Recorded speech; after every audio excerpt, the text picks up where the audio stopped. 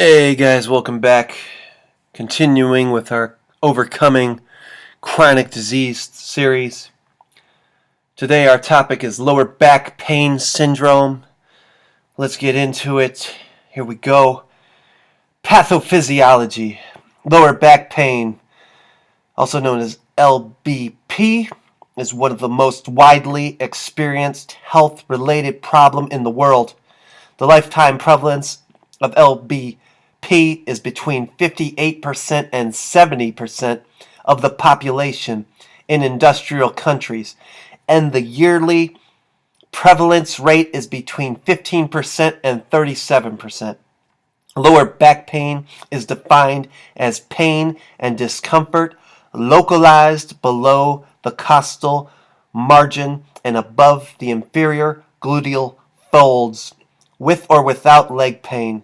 Non-specific low back pain, the most common form, defined as low back pain, not attributing to recognizable known specific pathology, which is usually infection, tumor, osteoporosis, ankylosing spondylitis, fracture, inflammatory process, radicular syndrome, cauda equina syndrome.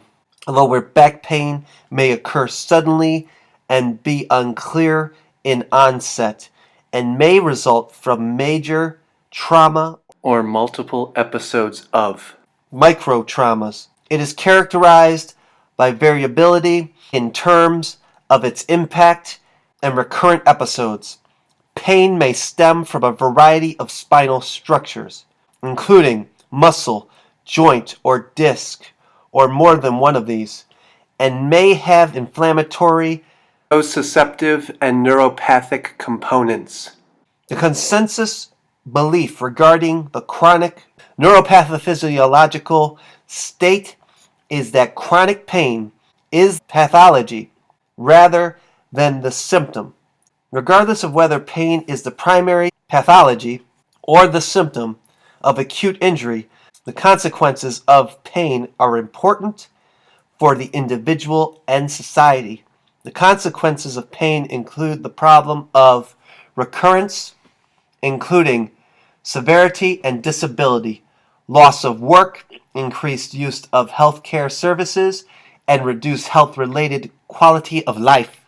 The importance of low back pain in healthcare is widely recognized, and concerns have been raised about evidence of significant variations in the care provided for this condition, inappropriate and excessive use of diagnostic techniques and therapeutic interventions, and huge costs regarding its management. Evidence-based guidelines for LBP consistently suggest that individuals with LBP should be reassured and educated about pain and activity. They should also be given explicit information and advice that not only is it safe to remain active and to continue working with appropriate temporary modifications, but that doing so improve long-term outcomes.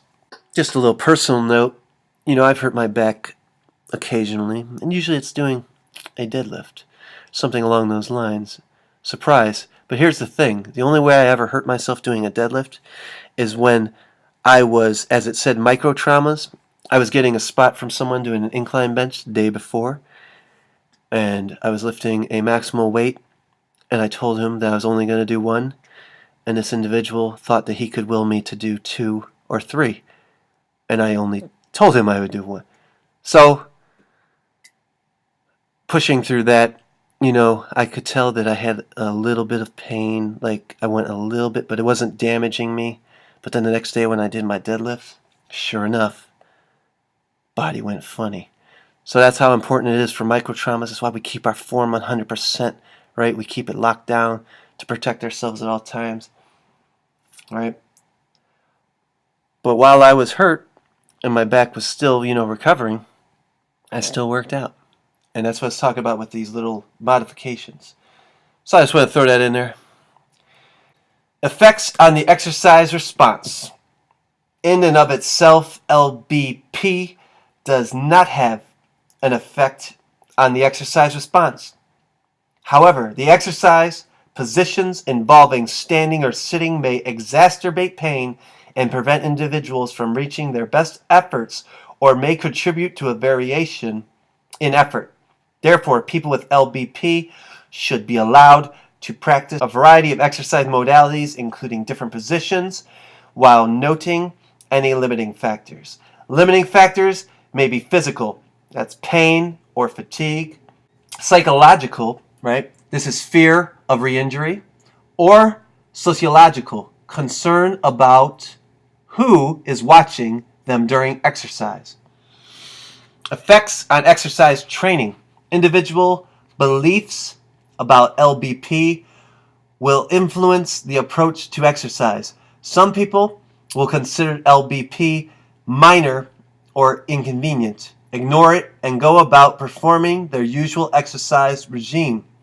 Others will stop their daily activities immediately and seek professional advice.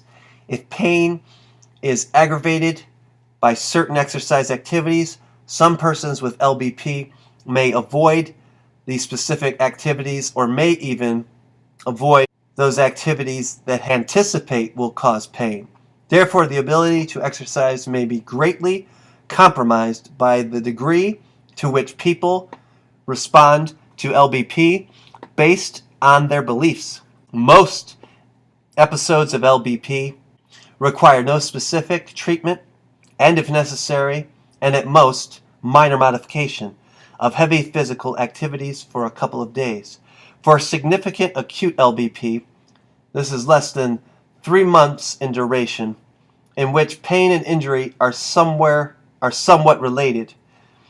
It is reasonable to modify activity temporarily, potentially treat the pain with analgesic or physical modality, such as ice, and be guided by pain intensity and duration as normal exercise is resumed. And this is usually after 1 or 2 days. However, the period of inactivity should be limited by time, not pain. And early return to normal exercise activities should be encouraged. Any advice to rest must be accompanied by advice about the exact time for exercise resumption. For chronic or recurrent LBP, more than 3 months in duration, pain frequency persists but is not indicative of ongoing tissue injury and therefore cannot be used as a guide to adjust exercise management. Indeed, as noted earlier, in some cases, pain is the pathology rather than the symptom. This does not imply that practitioners should focus on pain and pain behavior, but rather that they should address misconceptions or inappropriate fears about exercise or activity as a cause of further pain and re-injury. It is appropriate to motivate and guide the individual to resume activity. For chronic, nonspecific LBP, exercise and activity are strongly recommended. All right, so here's some management of the medications of this. Non-steroidal and anti-inflammatory medications, that's our NSAIDs, which is aspirin, ibuprofen, indomethacin, nabumetone, or non-narcotic analgesics, such as acetaminophen, tramadol, and sometimes both, are commonly used by individuals with LBP. These medicines should have no effect on the individual's exercise capacity.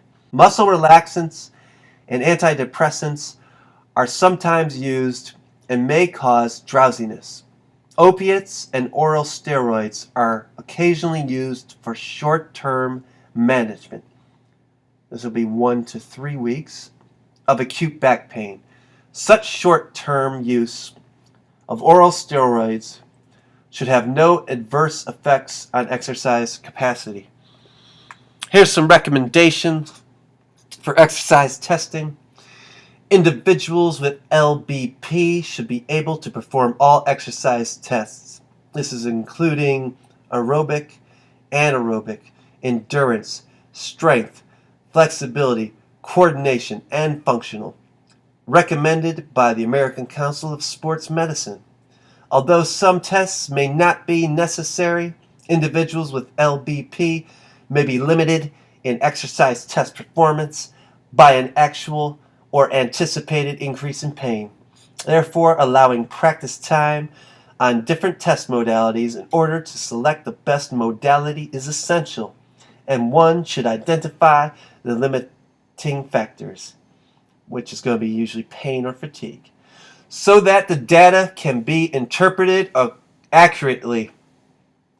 Symptom limiting maximal exercise test using a treadmill, upper extremity ergometer, or bicycle ergometer can be used, although results may differ.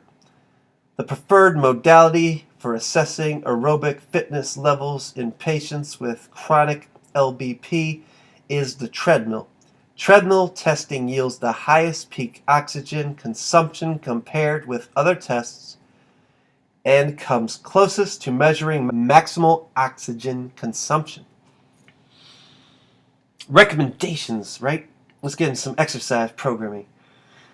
Little is known about the levels of aerobic fitness in patients with chronic LBP. Although many rehabilitation programs emphasize aerobic exercise as an important part of their therapy, other rehabilitation programs focus on muscle strength, muscle coordination, or flexibility, especially of core trunk muscles, or some combination of these, as key components of rehabilitation.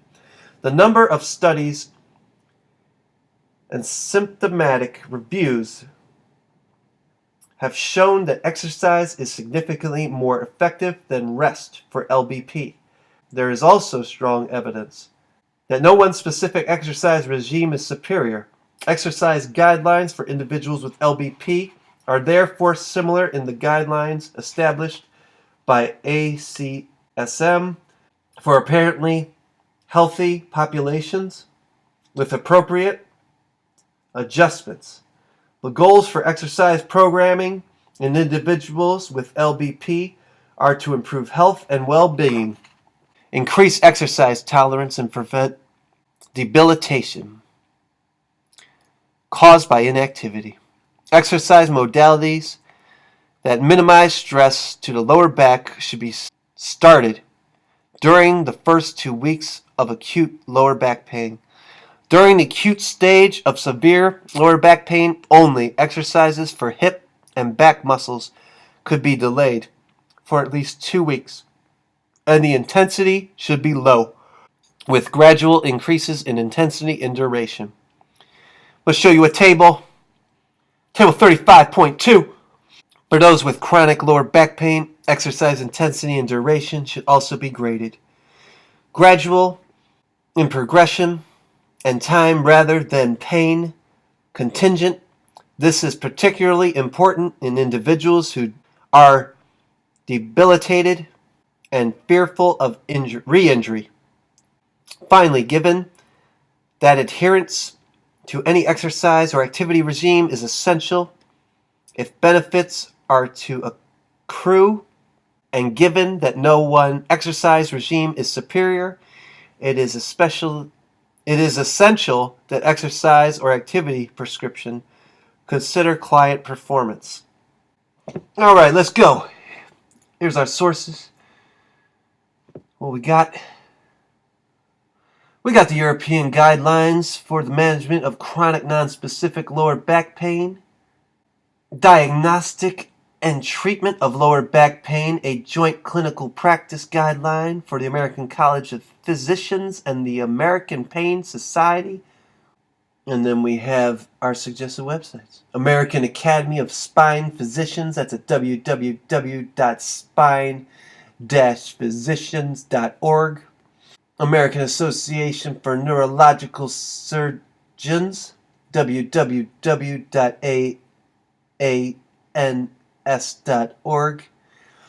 Congress of Neurological Surgeons, www.neurosurgeon.org. And then you got North American Spine Society, www.spine.org. Thanks for hanging out with me. If you liked the video, subscribe, comment, share, hit that like button. Help me grow this thing, because you know what it is. If you don't help me grow it, no one will. So there you go. Thanks for watching.